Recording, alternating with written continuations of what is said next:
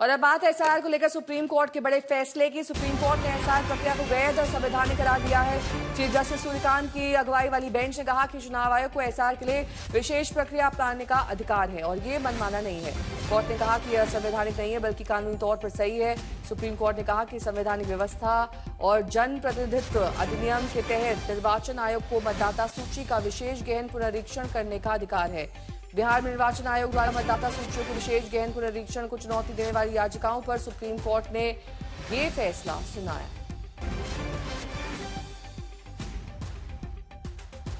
आज माननीय supreme court का एसआईआर के ऊपर फैसला आ गया है। माननीय सुप्रीम कोर्ट ने कहा है कि एसआईआर की पूरी प्रक्रिया सही है। एसआईआर कराना ये इलेक्शन कमीशन का काम है और एसआईआर जो इलेक्शन कमीशन ने कराया है वो बिल्कुल ठीक कराया है। वो संविधान के अनुकूल है, रिप्रेजेंटेशन ऑफ पीपल एक्ट के अनुकूल है, जो कंडक्ट ऑफ इलेक्शन रूल है उसके अनुकूल है। एक भी अगर कोई विदेशी व्यक्ति का नाम वोटर लिस्ट में है तो वो पूरी तरीके से हमारे इलेक्शन लॉज के खिलाफ है, फ्री एंड फेयर इलेक्शन के कॉन्सेप्ट के खिलाफ है। आज माननीय सुप्रीम कोर्ट ने जो हमारी दलील थी, जो चुनाव आयोग की दलील थी, वो सभी दलीलों को स्वीकार कर लिया है। बंगाल का केस में लॉजिकल डिस्क्रिपेंसी के बारे में बोला है, तो लॉजिकल डिस्क्रिपेंसी वो तो चैलेंज नहीं हुआ था बिहार का मैटर में। लॉजिकल डिस्क्रिपेंसी ओनली बंगाल में किया है, इसलिए बंगाल का केस कम्प्लीटली डिफरेंट है, कम्प्लीटली डिफरेंट है। तो बंगाल का केस जब हियरिंग होगा तब मालूम होगा। कोर्ट से हमें उम्मीद थी, हमारी चिंता किस बात की थी और आप लोग भी वाकिफ हैं। आज भी लाखों लोग बंगाल में बाहर हैं, महज चंद 100 लोगों के हक में उनका इंक्लूजन हुआ। हमारी इंक्लूजन के बदले एक्सक्लूजन को लेकर के हमारा केंद्रीय सवाल था। हमने इलेक्शन कमीशन के अधिकार को चुनौती नहीं दी थी। खैर, अब माननीय सर्वोच्च न्यायालय ने ये कहा है तो डिटेल देखते हैं। इस बीच इस पूरे फैसले पर मुख्तार अब्बास नकवी से बातचीत की में सहयोगी जितेंद्र बहादुर सिंह ने। एसआईआर को लेकर के सुप्रीम कोर्ट का जो फैसला आया है, इस पर हमारे साथ बातचीत करने के लिए मौजूद हैं बीजेपी के नेता Mukhtar Abbas Naqvi. Sir, supreme court का फैसला है कि एसआईआर की जो प्रक्रिया है वो ठीक है, उसमें किसी भी तरीके की कोई दिक्कत। देखिए, ऐसा है कि एसआईआर की जो प्रक्रिया है, क्या मोदी जी की सरकार में कोई नई नवेली प्रक्रिया है क्या?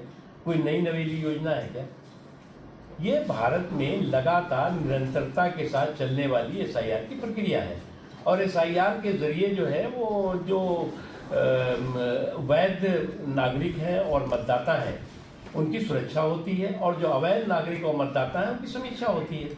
लेकिन अफसोस की बात है कि कुछ लोगों ने इस पूरे के पूरे एसआईआर को लेकर के जो काल्पनिक कन्फ्यूजन क्रिएट करने की कोशिश की, एक भय और भ्रम का भंवरजाल फैलाने की कोशिश की और कहीं ना कहीं समाज में के एक हिस्से को ये सांप्रदायिक संदेश देने की कोशिश की कि भैया ऐसा एसआईआर होगा तो तुम्हारी नागरिकता चली जाएगी, एसआईआर होगा तो तुम जो है वो भारत से निकाल दिए जाओगे। ये लगातार ये तो हिस्ट्री शीटर हो गए हैं ये लोग। इस मामले में आप देखोगे सीए में, उसमें भी इसी तरह का इन्होंने जो है वो एक कम्युनल कंफ्यूजन क्रिएट करने की सर, सुप्रीम कोर्ट ने जिस तरीके की बात कही है, क्या आपको लगता है कि जो पॉलिटिकल पार्टीज इसको लेकर के सवाल उठा रही हैं वो रुकेगी? मैं तो मानता हूँ चोर चोरी से जाएगा, सीना चोरी से नहीं जाएगा, हेरा फेरी से नहीं जाएगा। तो चोर चोरी से जाए, हेरा फेरी से न जाए। अब देखिएगा, अभी जो है वो बिहार के चुनाव में ये चारों खाने चित हुए, इसी एसआईआर का मुद्दा लेकर घूम रहे थे। जो है वो पश्चिम बंगाल में क्या हुआ आपने देखा। लेकिन अभी भी ये जो है वो अपनी जो इनकी रिवाज और मिजाज है, इनकी जो फितरत है, इनकी जो करतूत है, उससे ये बात नहीं आएंगे। अभी भी इसको जो है वो नए रंग रूप में जो है वो ढाल करके, और चाहे कोर्ट कुछ कहे और चाहे जनता कुछ कहे, चाहे जनादेश कुछ कहे, लेकिन इनका जो उपदेश अभी चलेगा, देखिएगा। शुक्रिया सर। जितेंद्र सिंह, दिल्ली आज तक। यूपी के मंत्री प्रकाश राजभर का इस पूरे मुद्दे पर क्या कुछ कहना है, सुनिए। पहले तो बता रहे थे धांधली हो रही है, फिर कहीं ईवीएम खराब है, उसके बाद कहीं एसआईआर से वोट काटे जा रहे हैं। अब सुप्रीम कोर्ट ने भी मुहर लगा दिया, अब तो कोई न कोई बहाना और ढूंढेंगे। अब क्या हो सकते हैं भाई? अब विरोधी के ढूंढेंगे जमाना, बहुत कुछ ढूंढ सकते हैं, कुछ भी कह सकते हैं।